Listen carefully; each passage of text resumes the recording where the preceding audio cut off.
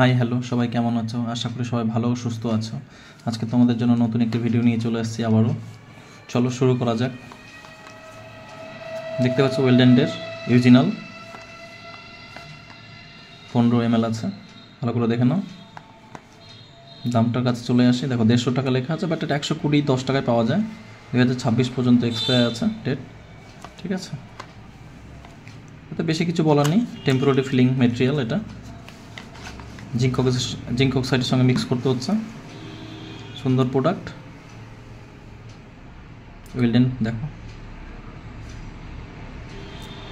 15 গ্রাম mention করা আছে। খুব সুন্দর প্রোডাক্ট, প্যাকেজিং ভালো, এর মধ্যে এমনি কিছু দেওয়া নেই, ঠিক আছে। জাস্ট এটাই। কলকাতা ডেন্টাল টিপসকে লাইক ও শেয়ার করে দিও। এভাবে নতুন নতুন ব্যাঙ্গলি ভিডিও আসবে, দেখতে থাকো সবাই।